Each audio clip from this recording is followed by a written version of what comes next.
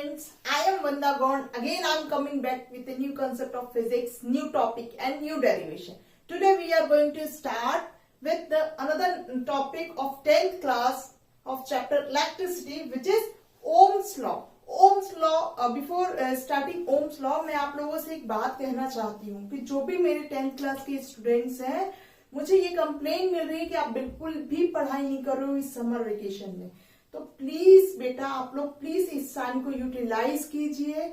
ये जो टॉपिक है, ये जो टाइम है आपको मिला हुआ, इस टाइम में जो भी आपके टफ सब्जेक्ट हैं उनको अच्छे से पढ़ाई कीजिए, है ना, ताकि जो भी आपके बोर्ड एग्जाम है आप उसमें बेटर परफॉर्म कर सको। Now come to the today's class. Today's before starting Ohm's law, इसको मैं आपको एक प्रैक्टिकल एप्लीकेशन के बेस पे इसको ओम्स लॉ को समझाती हूँ। क्या होता है एक्चुअली में ओम्स लॉ?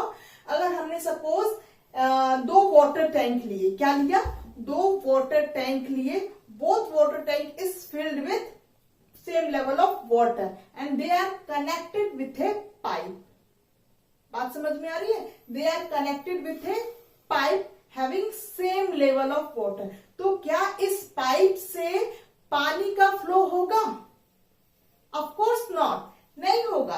क्यों नहीं होगा? क्योंकि दोनों में लेवल क्या है? सेम है। और नेचुरल टेंडेंसी होती है किसी भी चीज को फ्लो करने की कि वहां पे एक डिफरेंस होना चाहिए, हायर टू लोअर। क्या होना चाहिए? There should be a difference which is one is higher and another one is lower. तो यहाँ पे वो डिफरेंस हमें नहीं दिख रहा है। इस वाटर टैंक में क्या है? डिफरेंस नहीं है वाटर का। देन हमने क्या किया? ए वाटर टैंक में हम कंटिन्यूस इसमें क्या कर रहे हैं? वाटर का लेवल अब बढ़ा रहे हैं। तो हमने इतना बढ़ाया। अब क्या हुआ? इस पाइप में जो पानी है वो क्या होगा? धीरे धीरे फ्लो करने लगेगा।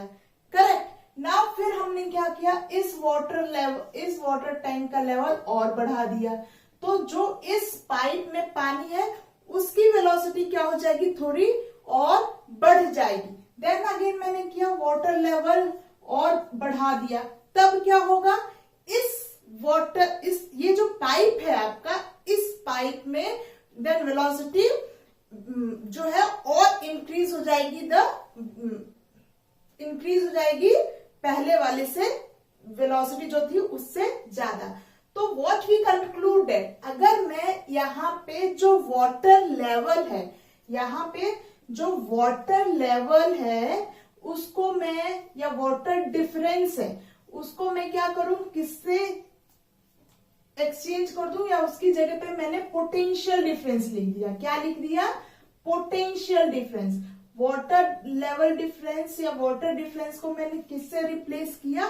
पोटेंशियल डिफरेंस में। और यहाँ पे जो वाटर का फ्लो हो रहा है उसको मैं रिप्लेस कर रही हूँ करंट से। किससे रिप्लेस कर रही हूँ? यहाँ पे वाटर के फ्लो को, water flow is replaced by current. तो क्या आप ऑब्जर्व कर पा रहे हो? आप जब तक ऑब्जर्व कीजिए, हम इस एग्जाम्पल पे आते हैं। आपको आई होप ये वाटर टैंक का एग्जाम्पल समझ में आ गया होगा। आपको मैंने जो पूछा कि वाटर लेवल डिफरेंस को हमने किससे रिप्लेस किया? पोटेंशियल डिफरेंस से। और इसमें जो वाटर फ्लो हो रहा है उसको हमने किससे रिप्लेस किया? करंट से रिप्लेस किया। आप अपने आंसर अपने पास सोच के रखिए जब तक हम इस एग्जाम्पल पे आते हैं। ठीक। नाउ ये मैंने एक बैटरी ली 10 वोल्ट की। कितने की? 10 वोल्ट की। तो बैटरी में एक टर्मिनल क्या होता है? आप सबको पता है, एक टर्मिनल होता है पॉजिटिव एंड दूसरा टर्मिनल होता है क्या? नेगेटिव। तो हमारे पास बैटरी में एक हायर पोटेंशियल होता है, एक लोअर पोटेंशियल होता है। तो करंट कहां से कहां फ्लो होगा? From higher to lower. कहां से कहां फ्लो होगा? Higher to lower. अब चलो यहाँ पे 10 वोल्ट है, 10 वोल्ट है मतलब यहाँ पे पॉजिटिव चार्ज है, इधर क्या है? 0 वोल्ट है। यहाँ पे हमने अज्यूम किया दूसरा एंड है विच इज नेगेटिव। तो अब जब यहाँ पे पॉजिटिव एंड है तो इस सेल के अंदर जो इलेक्ट्रॉन है, सेल के अंदर जो इलेक्ट्रॉन है, एक बार फिर से रिकॉल कीजिए हमारी प्रीवियस क्लास में कि everything is made up of, जो भी हमारे आसपास है वो क्या है, मैटर है। मैटर के अंदर क्या होते हैं, एटम्स होते हैं। एटम्स के अंदर क्या होते हैं, न्यूक्लियॉन्स होते हैं। न्यूक्लियॉन्स के अंदर क्या होते हैं, इलेक्ट्रॉन, प्रोटॉन और न्यूट्रॉन होते हैं। तो ये जो इलेक्ट्रॉन है which are moving in nature, जो क्या होते हैं, मूव करते हैं। ये जो इलेक्ट्रॉन है इनका नेचर कैसा होता है, इनकी टेंडेंसी क्या होती है, ये मूव करते हैं। तो ये जो इलेक्ट्रॉन है इस पॉजिटिव एंड की तरफ आएंगे क्योंकि इलेक्ट्रॉन हैज नेगेटिव चार्ज। तो अगर ये 10 वोल्ट का है तो इलेक्ट्रॉन इधर फ्लो करेंगे और फ्लो करने के कारण इस वायर में क्या होगा, करंट प्रोड्यूस होगा। अब अगर मैं सेकेंड केस देखूं तो मैंने अब जो सेल लिया वो कितने वोल्ट का है, 20 वोल्ट का सेल है। कितने वोल्ट का सेल लिया, 20 वोल्ट का। मतलब इसके ए एंड में ज्यादा नंबर ऑफ 20 वोल्ट है, पोटेंशियल डिफरेंस कितना है, 20 वोल्ट। यहाँ पे क्या है, negative charge, it is 0 volt. तो अब यहाँ पे नंबर ऑफ पॉजिटिव चार्ज ज्यादा है। नंबर ऑफ पॉजिटिव चार्ज ज्यादा है तो ये क्या करेगा, नंबर ऑफ इलेक्ट्रॉन को ज्यादा अट्रैक्ट करेगा। यहाँ पे पॉजिटिव चार्ज है, यहाँ इसके अंदर क्या है, इलेक्ट्रॉन्स। इलेक्ट्रॉन की टेंडेंसी मूव करने की होती है, तो ये क्या करेगा, ज्यादा से ज्यादा इलेक्ट्रॉन्स इधर की तरफ मूव होंगे। जब ज्यादा नंबर ऑफ इलेक्ट्रॉन मूव होंगे तो ज्यादा number of we will get more current. बात समझ में आ रही, जस्ट लाइक दिस एग्जाम्पल। हमने पानी का लेवल बढ़ाया तो जो वेलोसिटी थी वाटर की वो इंक्रीज होने लगी। ज्यादा पानी का लेवल और पानी का लेवल बढ़ाया और डिफरेंस क्रिएट किया हमने दोनों टैंक में, तो क्या हुआ, उसकी वेलोसिटी इंक्रीज होने लगी। सेम बैटरी के केस में भी हुआ कि हमने 10 वोल्ट का डिफरेंस क्रिएट किया तो करंट फ्लो हो रहा। फिर हमने देखा जब हमने 20 वोल्ट का डिफरेंस किया तो हमें और ज्यादा करंट मिल रहा है। तो this all application, this all phenomena conclude that the definition of Ohm's law। इस Ohm's law है ये, जब तक आप 12th क्लास, जब तक आप फिजिक्स पढ़ोगे, जब तक आप न्यूमेरिकल करोगे, जब तक आप साइंस पढ़ रहे हो, ये Ohm's law आपका पीछा नहीं छोड़ने वाला है ना। तो this is very important part of your science. Now, according to Ohm's law, what we conclude after doing this application, what is the statement? According to Ohm's law, current flowing through a conductor is directly proportional to the potential difference applied across the end of the conductor। मतलब क्या है कि हम जितना ज्यादा potential बढ़ाएंगे, जितना ज्यादा हम पोटेंशियल डिफरेंस क्रिएट करेंगे, उतना ज्यादा करंट फ्लो होगा। जितना ज्यादा हमने पानी का लेवल बढ़ाया उतना ज्यादा इसकी वेलोसिटी इंक्रीज हुई। जितना ज्यादा हमने पोटेंशियल डिफरेंस क्रिएट किया उतने नंबर ऑफ इलेक्ट्रॉन मूव होंगे, और जितने ज्यादा नंबर ऑफ इलेक्ट्रॉन मूव होंगे, मूवमेंट से क्या होगा, करंट इंक्रीज होगा। तो according to, again I'm saying, according to Ohm's law, current is flowing through a conductor is directly proportional to the potential difference applied across the end of the conductor। तो इसमें एक चीज और है, this definition is incomplete if you're not writing other physical condition remains constant। हमें बाकी जो physical condition है उसको क्या मान के चलना होगा, जैसे टेम्परेचर हो गया, वॉल्यूम, ये सब चीजें क्या होगी, हमको उसको क्या मान के चलना होगा कि that physical condition remains constant. Then we have only V is directly proportional to I। I hope आपको ओम्स लॉ की डेफिनेशन अच्छे से समझ में आ गई होगी। क्या है ओम्स लॉ, एक बार फिर से रिकॉल कीजिए। ओम्स लॉ क्या है, मैथमेटिकली ये है, और आप मैथमेटिकली इसको देख के अपना स्टेटमेंट खुद से लिख सकते हो।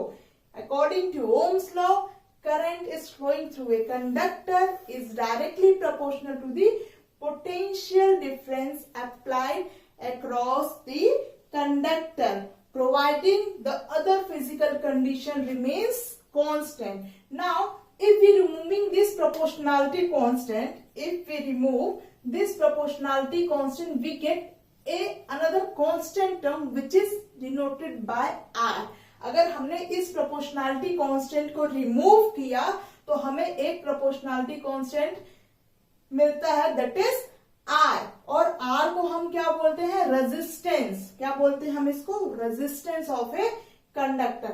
एक्चुअली में रेजिस्टेंस क्या है, रेजिस्टेंस एक, आपको अगर कभी डाउट नहीं करना है कि रेजिस्टेंस क्या है, तो रेजिस्टेंस के लिए माइंड में सिर्फ एक वर्ड रखिए, रेजिस्टेंस का मतलब होता है रुकावट. क्या होता है रेजिस्टेंस का मतलब, रुकावट. अगर हम रेजिस्टेंस को रुकावट की तरह देखें, मतलब माइंड में बस यही सेट कर लो रुकावट, तो आप कभी भी कंफ्यूज नहीं होंगे. आपके सारे न्यूमेरिकल्स, आपके सारे जो भी एक्सप्रेशन है, आप इजिली कंसेप्ट को इजिली समझ पाओगे. तो रेजिस्टेंस को यहाँ मेरे पॉइंट ऑफ व्यू से क्या आपको याद रखना है कि रेजिस्टेंस का मतलब होता है रुकावट. Now resistance is a measure to obstruction to the flow of current. क्या करता है ये, एक फ्लो ऑफ करंट के लिए ऑब्स्टिकल का काम करता है, रुकावट का काम करता है ना. Then now next part of this Ohm's law is SI unit. अब एसआई यूनिट ऑफ रेजिस्टेंस क्या होती है, इसकी एसआई यूनिट होती है रेजिस्टेंस की ओम. क्या होती है उसकी SI unit, ohm, OHM, which is denoted by symbol omega. किससे डिनोट करते हैं, ओमेगा सिंबल से डिनोट करते हैं. Now next is define 1 ohm. अगर एग्जाम में जनरली ऐसे क्वेश्चन आ जाते हैं कि डिफाइन 1 ओम, तो आप क्या लिखोगे,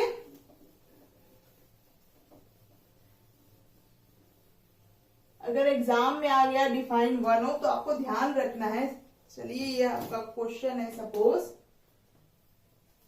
डिफाइन 1 ओम, है ना. तो डिफाइन 1 ओम में आपको सबसे पहले ध्यान रखना है कि ओम किसकी यूनिट है, रेजिस्टेंस की. किसकी यूनिट है, रेजिस्टेंस की. और रेजिस्टेंस के लिए फॉर्मूला अगर फाइंड करें तो क्या हो जाएगा, by using this expression we get R is equal to V by I. क्या हो जाएगा रेजिस्टेंस के लिए फॉर्मूला, V बाय I. तो यहाँ पे रेजिस्टेंस के लिए फॉर्मूला क्या हो गया, V by I. This one is the resistance formula. Now resistance की यूनिट क्या है, रेजिस्टेंस की यूनिट अभी हमने डिस्कस किया. ऐसा यूनिट क्या है रेजिस्टेंस की, ओम. क्या है इसकी unit, OHM, that is ohm. V stand for, V capital V है पोटेंशियल डिफरेंस, और पोटेंशियल डिफरेंस की एसआई यूनिट क्या होती है, वोल्ट. क्या होती है, वोल्ट. एंड करंट की यूनिट क्या होती है, हमने प्रीवियस क्लास में भी किया था, दैट इज I. और I की करंट की यूनिट क्या होती है, एम्पियर. क्या होती है, एम्पियर. अब हमारा जो क्वेश्चन है डिफाइन 1 ओम, क्या पूछा है, डिफाइन 1 ओम. अब 1 ओम, ये ओम हमें मिल गया, ohm is equal to volt by ampere. अब ओम के आगे आप सिंपली 1 लगा दो, वोल्ट के आगे 1 लगा दो, एम्पियर के आगे 1 लगा दो. Then you will get 1 ohm is equal to 1 volt by 1 ampere. और आप इसको कैसे लिख सकते हो, कैसे लिख सकते हो 1 ओम को, 1 ohm is simply write as when 1 ampere of current is provided to a conductor by providing 1 volt of potential difference, then we can say 1 ohm of resistance is created in the conductor or flowing in the conductor. By using this statement, by using this mathematical statement, you can write or define 1 ohm. क्या लिखोगे, when 1 ampere of current is provided to a conductor by providing 1 volt of potential difference, then we can say 1 ohm of resistance is flowing through a conductor. Can you write in your words? Yes or no? You can write simply in your own words what is 1 ohm. Now before moving the next topic, मेरे पास आप लोग के लिए एक pyramid formula है ना। इस pyramid से आप ये जो डेफिनेशन ये कभी नहीं भूलोगे। क्या है ये? दैट इज ये जो V, आपने यहाँ पे V लिखना है, यहाँ पे I लिखना है और यहाँ पे R लिखना है। ये मैंने खुद से आपके लिए इन्वेंट किया है, दैट इज VIR। अब यहाँ पे आप किसी का भी फॉर्मूला अगर फाइंड करना चाहो, अगर ये आपके माइंड में हो, तो दैट इज अगर V का फॉर्मूला फाइंड करना तो V इज इक्वल टू क्या हो जाएगा? IR। इस पे न्यूमेरिकल्स आते ही हैं, इस फॉर्मूले को अच्छी तरह से याद कर लीजिए। V is equal to IR, V is equal to IR। Now अगर मुझे I के लिए वैल्यू फाइंड करनी तो I क्या हो जाएगा? V by R। और अगर R की वैल्यू फाइंड करनी हो तो क्या हो जाएगा?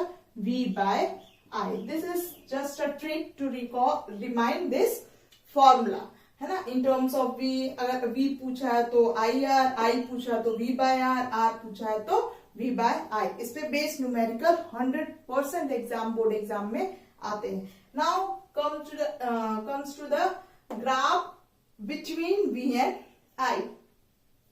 V और I के बीच अब हम ग्राफ देखेंगे।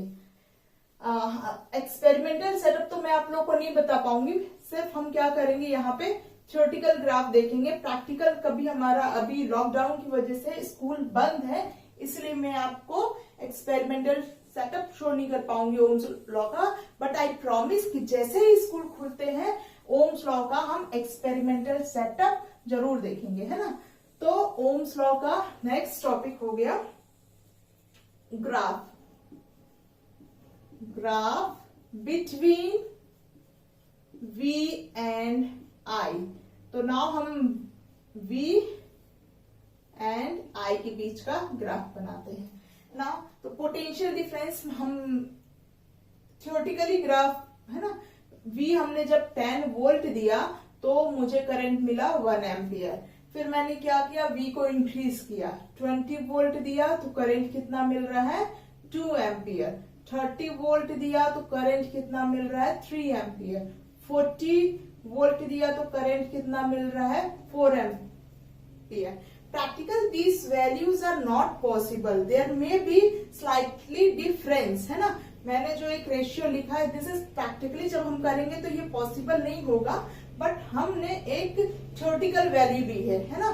तो ऐसे हम जैसे जैसे हम V की वैल्यू बढ़ाएंगे I की वैल्यू भी क्या होगी?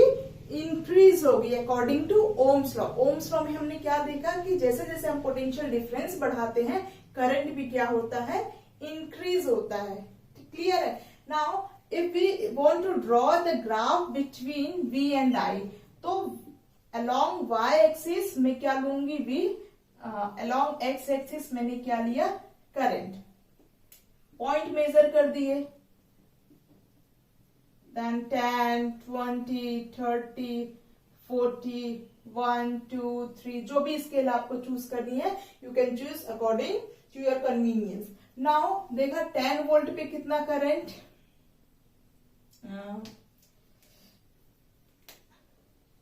10 वोल्ट पे कितना करंट मिल रहा है? 1 एम्पियर, है ना। 20 पे कितना करंट मिल रहा है? 2 एम्पियर। 30 पे कितना करंट मिल रहा है? 3 एम्पियर। 40 पे तो you will gate a straight line. कैसी ग्राफ मिलेगा आपका? V और I का जो ग्राफ होगा it will be a straight line. और रेजिस्टेंस क्या होगा? अगर रेजिस्टेंस फाइंड करेंगे तो रेजिस्टेंस का फॉर्मूला क्या है? देखिए रेजिस्टेंस का फॉर्मूला क्या है? That is V by I। तो अगर हम यहाँ के लिए रेजिस्टेंस निकाले दिस के लिए तो क्या हो जाएगा? V कितना है? 10, I कितना है? 1। तो यहाँ अगर R1 की बात करें तो कितना हो जाएगा? 10 ओम। देन सेकेंड केस के लिए अगर R2 निकालूंगी तो क्या हो जाएगा? 20 बाय 2। तो यहाँ पे रेजिस्टेंस कितना मिलेगा? अगेन 10 ओम। नेक्स्ट केस के लिए R3 निकालूं तो रेजिस्टेंस निकालूं तो potential difference 30 divided by current कितना?